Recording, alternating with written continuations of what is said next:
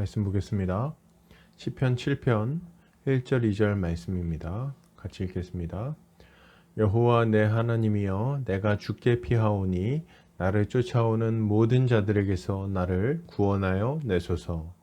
건전할 자가 없으면 그들이 사자같이 나를 찢고 뜯을까 하나이다. 아멘.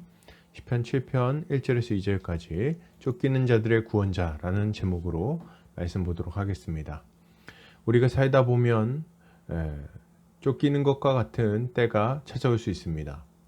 악한 자들이 우리를 쫓기도 하고 위기의 상황이 우리를 몰아가기도 하는 거죠.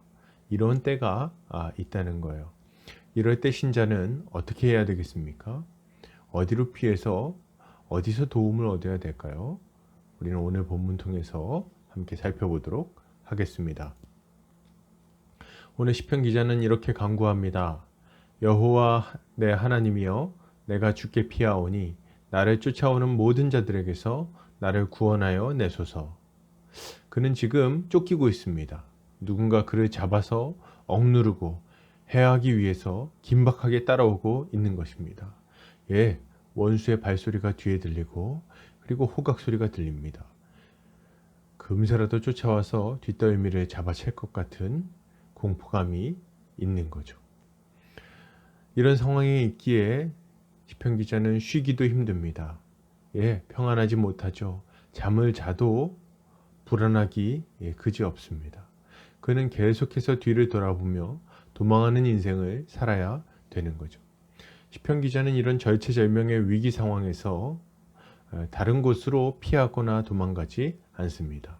지혜롭게도 그는 이 어려운 상황 속에서 우리를 도울 분을 정확하게 찾아갑니다. 누구십니까? 우리의 피난처 되시는 주님께 달려가서 그의 품 안에 숨는 것입니다. 여러분, 우리도 인생을 살다 보면 쫓기는 것과 같이 어려운 상황이 찾아올 수 있습니다. 우리를 해하기 위해서 공격하는 자들이 있을 수도 있고 어려운 일들이 연달아 닥칠 수도 있다는 말입니다. 이런 상황이 찾아오면 여러분 마음이 불안합니다. 잠이 오지 않죠. 신경은 예민해지고 사소한 일에도 큰 염려에 사로잡히게 됩니다. 이 두려움 속에서 우리는 아무런 평안도 얻을 수 없는 거죠. 이럴 때 여러분 어떻게 해야 됩니까? 신자는 이런 위기의 순간에 다른 곳으로 가거나 피하지 않아야 됩니다. 다른 것을 의지하면 안 되는 거예요. 그러면 어디로 피해야 됩니까? 피난처 되시는 주님께 나아가서 그의 품 안에 피해야 되는 겁니다. 주님의 품 안에서 안전하지 못하다면 다른 어느 곳에서도 안전하지 못합니다. 세상을 의지하지 않으시길 바랍니다. 거기에는 우리에게 줄만한 안식을 찾을 수가 없습니다. 그러나 우리가 주님을 의지하여 그 품에 거한다면 우리는 우리 주님의 완전한 보호 가운데서 평안히 잠들 수 있을 것입니다. 계속해서 보겠습니다. 시편 기자는 이렇게 하소연합니다. 건전할 자가 없으면 그들이 사자같이 나를 찢고 뜯을까 하나이다.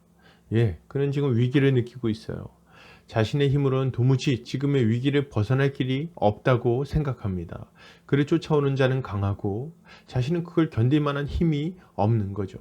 그는 자신을 쫓아오는 자들에게서 자신을 건져낼 자가 필요하다고 하소연하면서 주님의 도우심을 구하고 있는 겁니다.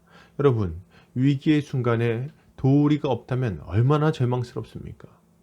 세상은 우리가 위기에 처했을 때 도와주지 않습니다. 도리어 비웃고 짓밟기 쉽죠. 약한 자를 잡아먹고 강한 자가 그 위로 올라서서 더 높은 곳으로 가는 것이 세상의 이치입니다. 그런데 우리는 다릅니다. 신자는 다르죠. 도우리가 있습니다. 어려운 상황 가운데 있을 때도 우리를 무시하거나 우리를 이용해 먹지 않고 우리를 위하여 자기 자신을 기꺼이 내어주시는 분이 계시다는 거죠. 그게 누구십니까? 바로 십자가를 지고 우리를 죄 가운데서 건지신 예수 그리스도십니다. 우리 주님 누구십니까? 마귀를 제어하고 이 마귀에게 잡혀있던 우리를 건져내시는 분이십니다. 고통 가운데 있는 자를 위로하고 일으키는 분이시죠.